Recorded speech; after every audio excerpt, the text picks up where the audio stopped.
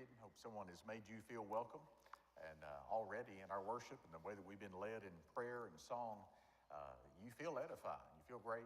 It's always wonderful. I look forward to Wednesday already. I want to encourage you to be here to be a part of our classes. Let me give you a heads up on the next 2 Sunday nights. We're always in for a treat.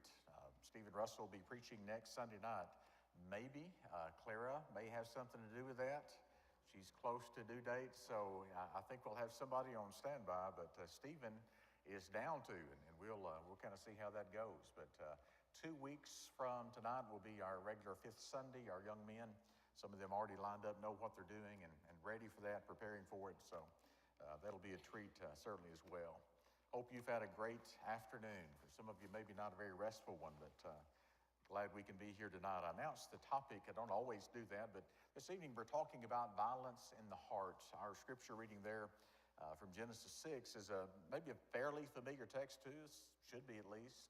Maybe you haven't even picked up that twice it refers to violence as the reason why God said on that occasion, I'm just going to destroy everybody, with the exception of Noah and his household. Just 8 souls were spared that. Often in our day, we rightly see violence as in the latest Paris attack, and we see it for the evil it is, as we've even mentioned in prayer. Wonder what can be done about it? I'm not going to give you easy answers. This is a very difficult topic. I wish we didn't have as much violence. And I wish that we could even look back in history and even Bible history and say, you know what, it wasn't a problem. But it was. We're seeing a cycle being revisited that has kind of made its way, and I think we have patterns. I don't know where it's going to end. I don't know that we've seen the worst of it, and that will be remaining to be seen. But since this is a Bible topic, in fact, using the New King James Version, forms of the word violent, including violently and violence, occur 88 times. And so violence in the heart. Violence is a Bible topic, and the heart is a Bible topic. And I think instead of just titling it violence and letting the Bible indicate it, I think it's important to specify where it comes from. Often as we try to put the Band-Aid on the problem or fix it to remedy it, we don't get all the way back. It's not a matter of eradicating all the weapons in the world. The bad guys are going to continue to get them somehow. And even if we had every weapon gone, if violence is in my heart, I'll find a way to exact a toll. It'll be felt in some way. That was fairly easily seen even in human history at the dawn of it. And so while sometimes that word violent can refer to weather, a violent wind, often it's about aggressive action on the part of a person to another person. God has created us with free will. He's given us a heart that He's very concerned about, not only a physical heart, but a spiritual heart. God is, if you will, given us a capacity to choose to do good. The same energy that I can expend in working or playing can be expended in a wrong way. If there's evil within me, if I don't like you, if there's hatred in my heart, I can channel a good use of energy in a very bad direction. Many of us wish that violence were not a problem, and God somehow could have created us where no one would ever be ugly toward another person. That's within the scope of God. How He did what He did, obviously. But I want to look at a couple of passages, and there will be many scripture references. If you're taking notes and you get lost, I'll help you out later. But I don't want to read sometimes even the full verse, but to indicate this is again, a topic that permeates the Bible there. Proverbs 24, 1 and 2 says, do not be envious of evil men, nor desire to be with them, for their heart devises violence, and their lips talk of troublemaking. Where does violence have its root? Where does it take place? Well, before it's ever outwardly expressed or manifested, this Bible heart that's really probably up here instead of here has been affected there. That's why we have a violence problem. People have a heart problem. Another one back in the Old Testament, Jeremiah 22, 17. Yet your eyes and your heart are for nothing but for covetousness, for shedding innocent blood and practicing oppression and violence. If we think that today we've kind of cornered the market, this is the worst time that's ever been, I don't know. It's bad enough. Not trying to minimize. It'd be hard for me to talk to one of those families that have lost someone in the tragedies of the last couple of days. Hey, this is nothing new. People have been doing that for years. But you see, I'm feeling it. This is my loved one. There were people that just a couple of days ago had no idea, didn't anticipate this would be the last day of their life. People may be traveling, including some United States citizens, didn't enter an arena, sporting event, think, you know what, this is probably going to be curtains for me. Violence is an issue. It's affected our shores. It affects us on a local level, certainly, doesn't it? Cain killed Abel. That ancient sin chronicled there in Genesis chapter 4. You know, the Bible never calls that violent. I think it probably was. And the Bible never even actually talks about how that happened. We've had by tradition maybe that he used a club or something. The Bible's silent about that. There's no way really for us to know. And so even without a weapon, obviously the bare hands are lethal in some occasions too. We don't know if anything was used. But since 1 John says that Cain hated his brother and his works were evil, that is why you see a violent, very early manifestation. Why do we have violence in the world? We have hearts that are corrupt. And if we could go back to that text just a moment there in Genesis chapter 6, the earth was filled with violence. God says they had corrupted themselves. God had made them pure. They abandoned God's design. And anytime we do that, we're left with the fruits of that ungodliness. And God says, since it is filled with violence through them, I am going to take drastic measures. In fact, if you think about it, God was pretty violent too, wasn't he, in unleashing the flood upon that generation. I think a lot of us feel at times like David did about 3,000 years ago in the words of Psalm 55. Actually, that was read, the first part of it there by Eric earlier. When he says, destroy, O Lord, verse 9, destroy, O Lord, divide their tongues, for I have seen violence and strife in the city. Day and night they go around on its walls. Iniquity, trouble arise in the midst of it. Destruction in her midst. Some of you can say, I have been a victim of violence. It may have been a long time ago. It might have been a bully in the schoolyard, or may have been actually a domestic thing. But I have had someone be aggressive toward me, punch me, maybe stab me, actually shoot me, or at least attempt to do that. Others would say, you know what, I really can't think of anyone being really violent against me. I don't think I was ever picked on. I don't remember a fight that I was in, and certainly that means I wasn't the antagonist. I wasn't trying to pick on others, and for whatever reason, maybe I wore glasses and they thought I was a sissy, and then they just left me alone or something. But about the most violent, I guess, I've been is playing football, and I felt very, very calm. I enjoyed that. I felt like it was a good outlet for some energy, and so I never even played football thinking, you know what, I can't wait to get these pads off. I'm going to go smack someone or shoot someone. And even doing something, I know people are arguing we shouldn't have sports, or at least contact sports. I don't know about all that. I don't know that, well, I know that violence isn't necessarily going to follow just being aggressive in that way. Let me talk to you and share some results. I clipped out a Wall Street Journal article. I actually saw it online there just about a month ago. In fact, it talked about after 2 decades, looking here at our country, kind of zooming in on us. There were about 2 decades where we saw kind of a marked and observable trend, and that was that crime, by and large, was down. But there's been kind of a spike recently. There's been a surge, actually, in even violent crime. Let me share with you some statistics that a lot of our law enforcement officers are monitoring. They're very concerned about that. 35 major United States cities have seen epidemic numbers, prompting actually, there was an emergency meeting of some of the civic leaders there. There's a major cities chief organization or association, didn't know that was around. They met back in August. Here's where some of the findings. This is again to illustrate the fact that we have in our country a problem. Homicides are up 76% in Milwaukee, 60% in St. Louis. 56% Baltimore compared to last year at this time. A couple others, Minneapolis, 47%, Houston, 37%. Really didn't fare much better. And so looking at these major metropolitan areas and what's going on and why is that? I don't know that they're going to find an easy answer to those. Don't know that it's just a matter of making a public service announcement saying, hey, everybody be kind to one another. Y'all quit the stabbing and the shooting and the beating and the punching and all that. I wish it was that easy. We live in a day and time, and this has been well chronicled as well. We live in uncivil times, obviously. One of the most dangerous occupations currently is that of a police officer. That article in the Wall Street Journal actually interviewed some that were serving, and they said there is a very palpable feeling in our culture that we are going to be slow to respond because we know that often there's been an overblown media reaction. And often if we're trying to just do our business, we're not trying to start anything, people are picking on us and trying to egg us on or make us do something that could be blown out of proportion.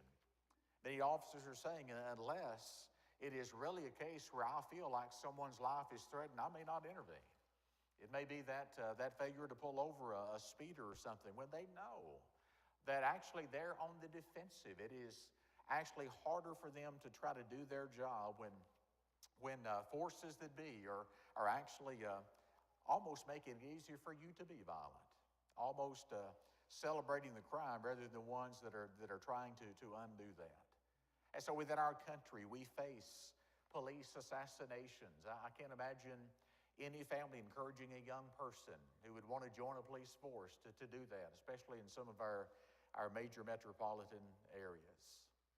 We live in an age in which in our own country and many other foreign countries, that Muslim extremist, and some people say that's a redundancy. I don't believe that every Muslim is intent on murdering, but I know enough of them are, and enough that are of that religion are supportive of the ones that want to, in which there again, it's dangerous to travel. Many of us would think twice and three times about going to some places where formerly we would not. Let's talk about point number one this evening. Violence was a problem for the enemies of God. What I said was a problem. They were guilty of it, and often were doing that as part of a judgment from God. Let me share with you a couple of passages here. Psalm 58, 1 and 2. Do you indeed speak righteousness, you silent ones? Do you judge uprightly, you sons of men? No, in your heart, there's our connection. In your heart, you work wickedness. You weigh out the violence of your hands in the earth. So 3,000 years ago, people were violent? Yes. Did they have guns? No. They have rocks and clubs and spears and knives? Yes. They could, I guess, use a rope as people have done. And so violence can be devised if a heart is intent on doing it in so many ways. Psalm 86:14. Oh God, the proud have risen against me, and a mob of violent men have sought my life, have not set you before them. Come to Proverbs 4, and down about verse 17, it says, they eat the bread of wickedness, and they drink the wine of violence. I think that is meant to be kind of picturesque. Obviously, if you drink wine, you might be prone to violence. Whereas if you were sober, you wouldn't. But it's almost as if they delight in it. This is a studied pattern. It's what I want to do with my life. I can't imagine for the life of me why anyone would get their kicks out of, again, hurting someone, killing someone. How that would be a productive way of looking. I just know that for a long time, even back in Bible times, that's kind of the way of it. And I know that at the heart is a very ungodly response. Proverbs 10, verse 6, violence covers the mouth of the wicked, also mentioned down in verse 11 of that same chapter. Fast forwarding to Proverbs 13, 2, the unfaithful feeds on violence. And again, language that is just overflowing with symbolism and enlightenment. Different levels of violence are portrayed in that way. Joel 3:19, it says, because of violence against the people of Judah, they've shed innocent blood in their land. Let me tell you something, God never liked it. In fact, He doesn't like violence on the part of anybody. I can't imagine He would think if an atheist kills another atheist, hey, great, that's good. And one less in the world, because He's created men. He's infused us with that soul. That part of us is going to live forever. And yet in a special way, I think God is always, maybe in a greater sense, had a disdain for those who would trouble His people. Those that would be be persecutors or in some way showing violence toward his own there. In Acts chapter 21, Paul would be, and by the way, a case study. You look at it, just start numbering the times in which Paul was a victim of violence. You'd run out, you have to sharpen your pencil pretty quick on that. But in one occasion here in Acts chapter 21, they were seeking to kill Paul. News came to the commander of the garrison that all Jerusalem was in an uproar, and he immediately took soldiers and centurions, ran down to them, and when they saw the commander and the soldiers, they stopped beating Paul. That's interesting to me. That implies if they stopped beating him, that they had been beating him, and I'm sure Paul is thinking, guys, couldn't y'all have moved a little quicker here? This is not working out so good for me.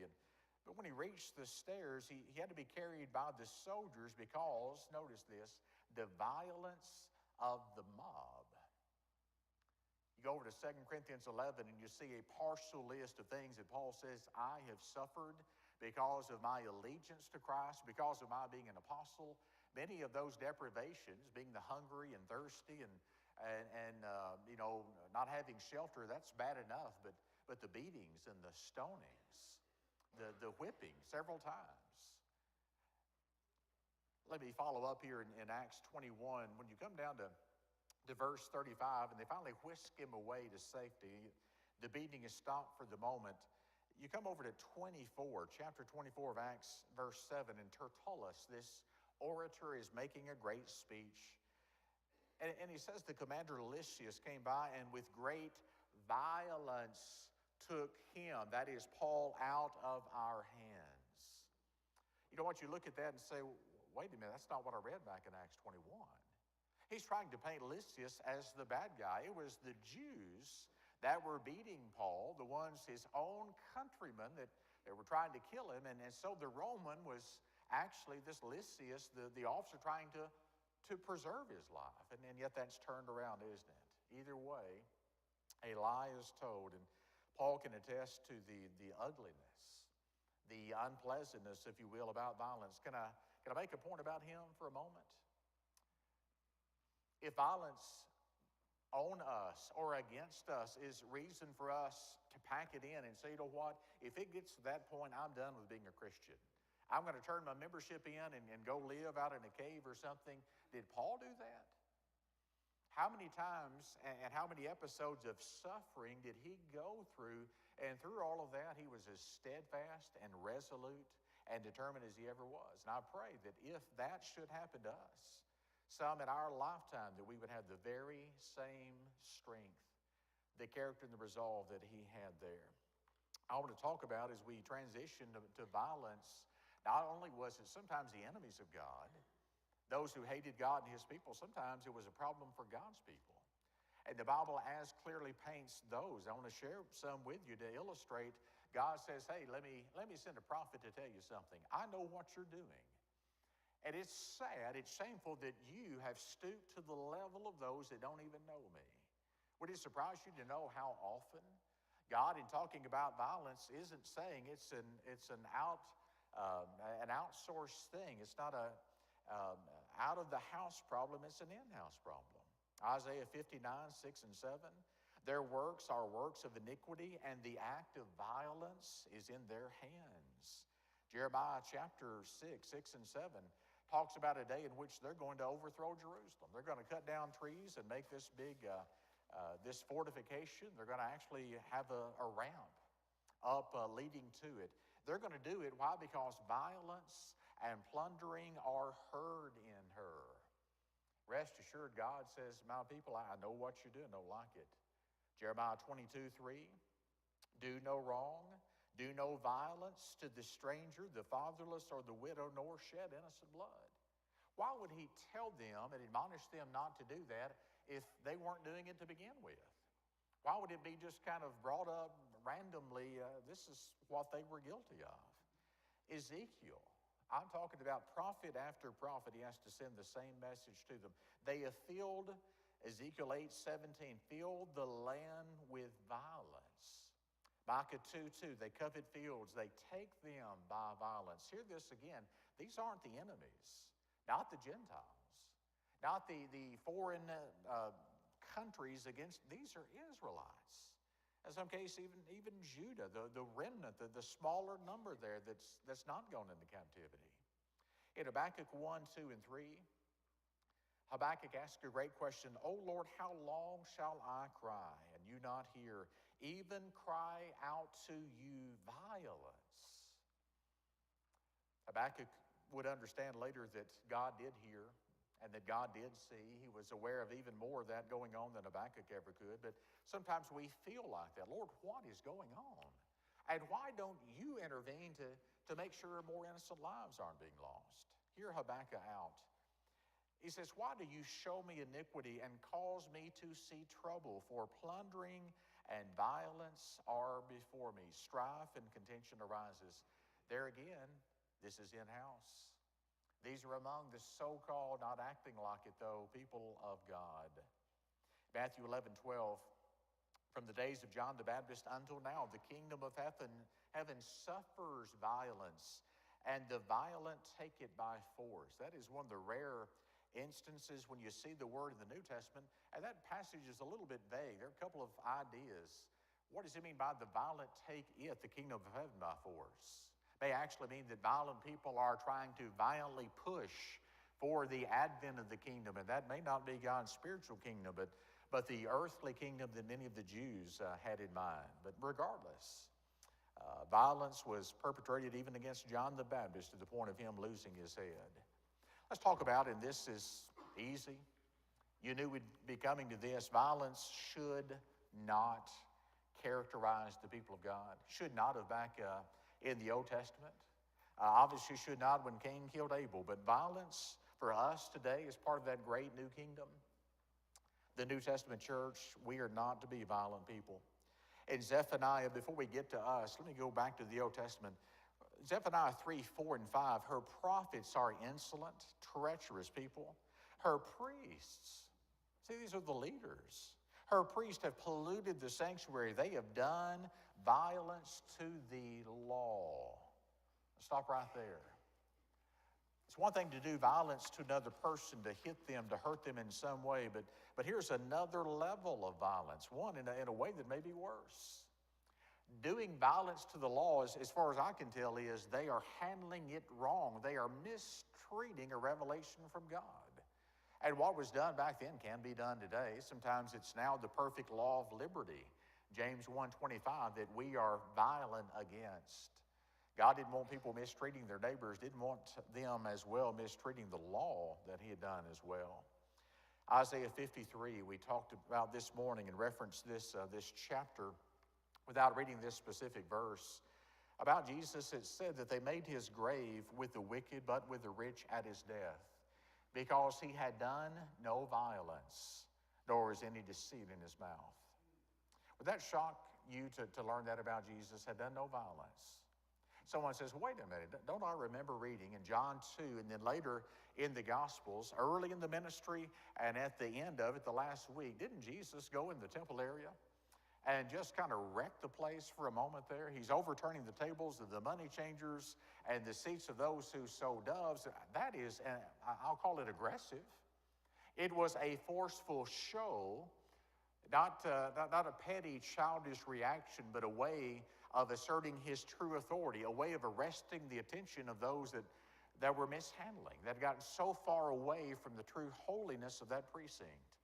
And so Jesus, yes, was aggressive, never violent, never to the point of hurting someone purposefully. And this may be of interest to all of us, especially to a select group among the ones here tonight. Qualifications for elders. Maybe not surprising at all. 1 Timothy 3:3, Titus 1:7, he is not to be violent.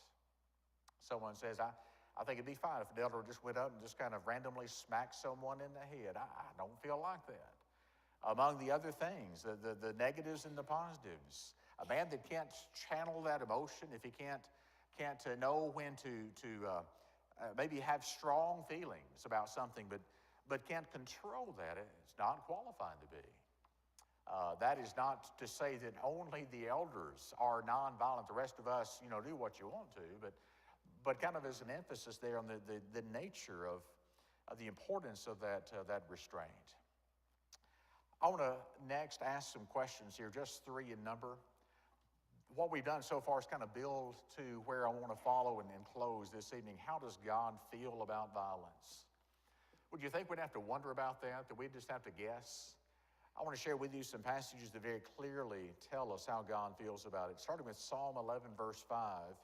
The Lord tests the righteous, but the wicked and the one who loves violence, his soul hates.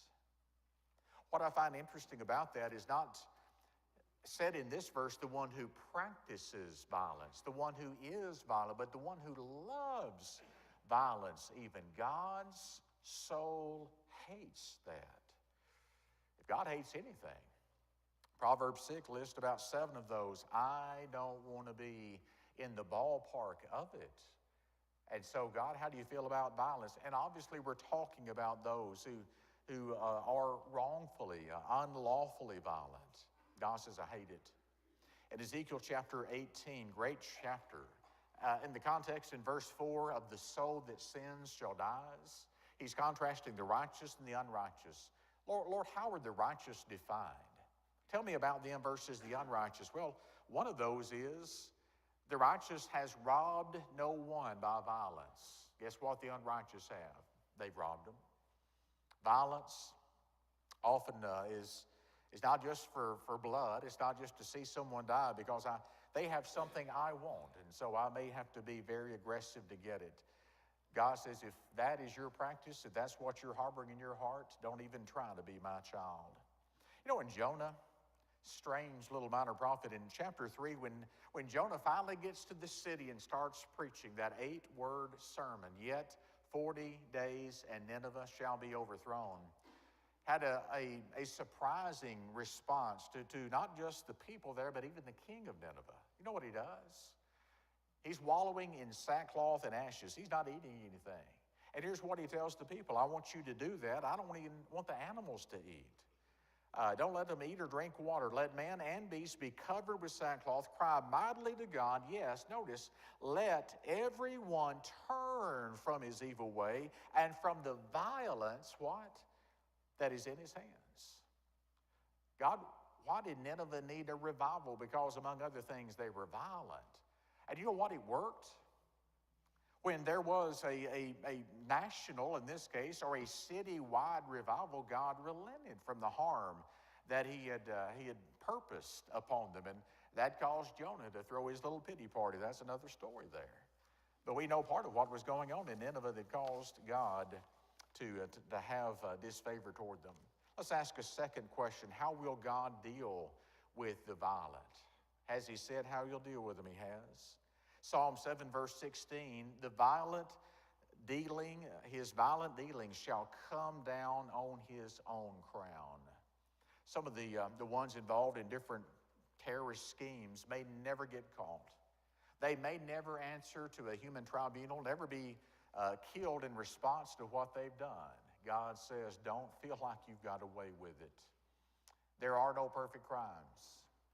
No one will escape the vengeance, certainly, of God. It'll come down on his own crown.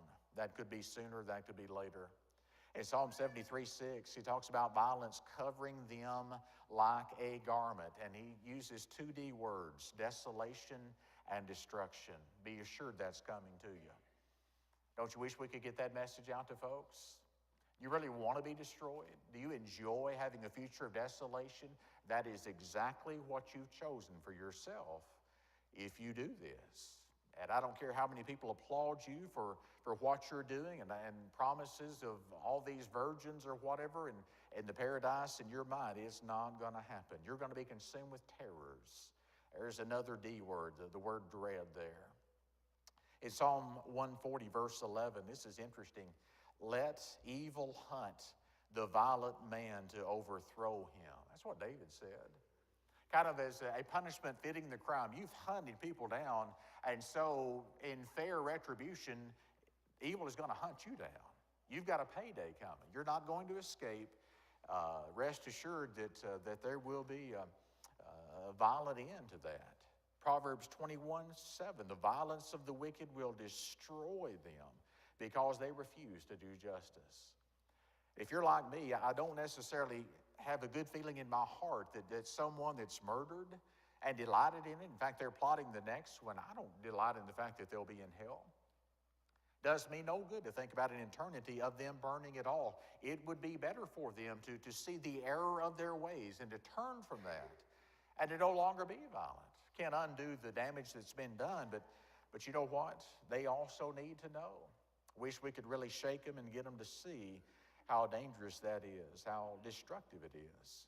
In Romans 1 verse 30, there's a long list of sins. And what Paul's purpose is to say that from ancient history, even to the present time, there in the first, there were things that were indicators of people turning away from God. One of those is the word we're talking about tonight, violent. Find it there in Romans 1 verse 30. Violent. He's not trying to give a point of saying this one's worse than the other one or whatever, but violence is something that grieves the heart of God. I want to close with a question, and really a three-part application this evening. How do I respond to a violent society? How do I respond to violent people? Let me give you some keys. In fact, the 3 P's here. I want a perspective. I want the perspective actually of Psalm 27, verse 12 and 13. Psalm 27. Do not deliver me to the will of my adversaries, for false witnesses have risen against me, and such as breathe out violence. In the next verse, verse 13, may read a little bit differently. This is one of those Hebrew phrases that's kind of hard to decipher, but here's how the New King James has it. I would have lost heart unless I had believed that I would see the goodness of the Lord in the land of the living. When I'm talking about a perspective, David, first of all, prays. That's actually going to be point 2, and let me give you that connection. But he says, you know what? I'm seeing violence. People mistreated David. Unless I had understood that God's in control, he's got this, and that while bad things are happening, you know what? There's a lot of good. Newspapers don't routinely report and say, so many billion of people were not victims of violence yesterday. We hear about the hundreds or the thousands. But you know what? There's a lot of good. And often we need to hold on to the good and not be so focused or consumed with that. And then let's talk about the second P, the prayer, as in Psalm 140, verse 1, where David says, deliver me, O Lord, from evil men. Preserve me from violent men. Is that your prayer? Lord, I love life. I'm not treasuring my life so much that I realize it's more important than eternity. But Lord, if it's within your will, I'd not like to be hurt for my faith. I don't think it's wrong to pray that at all. At the same time, acknowledging, Lord, if it is your will, and if I die a martyr's death, that is okay as well. David could say, keep me, O Lord, from the hands of the wicked. Preserve me from violent men who purpose to make my steps stumble. And the third P this evening in closing is the word promise. I have a promise from God. Write it down here from Psalm 72:14. He will redeem their life from oppression and violence. And then watch the next phrase. And precious shall be their blood in his sight. You see, sometimes righteous people have suffered and died. Case number 1 is Jesus, head of the list right there. Stephen, first Christian martyr. Most of the apostles died violent deaths because of their faith. We don't want that to happen in our world. We're not given that promise. And so what is more important, as Greg prayed earlier, we don't have to fear death. Didn't Jesus say in Matthew 10, don't fear those who kill the body, but can't kill the soul. Rather fear him who is able to destroy soul and body in hell. In a sense, I don't really have to worry about it. I want to be ready. You know what? You probably saw, as I did, some folks that were interviewed that were in the stadium or maybe on the streets where others close to them died. And to hear the terror, just the fear in their voice, I thought I would be next. I didn't dream that. And maybe to go and personally, how would it have felt had I been there in the morgue tonight? I can't imagine that. I wasn't ready. I wasn't ready to die. I'm ready to die. As a child of God, I am, not because of anything great about me. I'm ready to die. I'm prepared to die because Jesus has taken care of my sin problem. I am saved. Whether it's 52 years that I top out at, or if I get to be 100 or more, that's all right. God, keep me around as long as you want me. Why? Because my blood, if it is shed because of my faith, will be precious in the sight of the Lord. As we said at our men's business meeting, I think Darren mentioned this, it's just getting to paradise and Ray a little bit quicker, all in God's time there. By way of the invitation, I was thinking about how can you tie this in? I know it hadn't been the most pleasant lesson. I'd rather not talk about it. I wish we weren't in a violent society, but I need, as you do, to kind of know how to handle all this, to think about it in God's terms. In Acts chapter 16, Paul and Silas, there on a missionary journey in Philippi, they had the audacity to cast a demon out of this servant girl that had this spirit of divination, kind of some strange stuff going on. That landed them in jail. And because they were foreigners and people didn't go for this Christianity business, the Bible says they had beaten Paul and Silas with rods and then laid many stripes on them. They whipped them. They put them in the lower part of the prison. In the inner chamber there, their feet and their hands are in stocks. Paul and Silas, has it been a violent day for you guys? Oh, yes. What are you going to do about it? You're going to write a letter to the editor? You're going to sit there and mope and moan? They are singing and doing what? Praying at midnight. Praying because of the reception of violence against them. God sends a great earthquake, and the jailer there comes in with the light. He's about to kill himself. They said, stop, do yourself no harm. We're all here. None of us prisoners have escaped. And he asked an interesting question that night. Total random turn of events in that evening. Sirs, what must I do to be saved? They're asking two guys, jailbirds, that have been beaten, what must I do to be saved? And they tell him in no uncertain terms, believe on the Lord Jesus Christ and you will be saved. Doesn't end there. They had to believe. I don't know how many were in that household, but when he took them the same hour of the night and washed their stripes, the Bible says that he and his household were baptized. That fits in so well with everything else in Acts, everything you read in the Gospels about the place and the importance of baptism in salvation. You knew I was going there, didn't you? But imagine, here are these guys going about their business, simply doing what it was, their commission from God, recipients of violence, but you know what? That wasn't the best thing. That wasn't the worst thing that evening. They were focusing on the good and the glory of changed lives for this jailer. Don't know the rest of his story. I'll find out one day, won't you? What's your story? Where are you tonight? How is your faith? Is it strong enough to resist and to withstand anything that the devil and his forces bring against you? If it's not as strong as it needs to be, what are you going to do about it? Will you let God strengthen you in your inner man? He has resources available to do that. Some of you haven't yet started that journey of obedience. I would urge you tonight, be saved. Why leave here lost when you can have redemption? You can let Jesus ransom you. You can have a soul that is tarnished and tainted by sin that is washed clean, just as surely as that Philippian jailer and his family, his household were that long ago.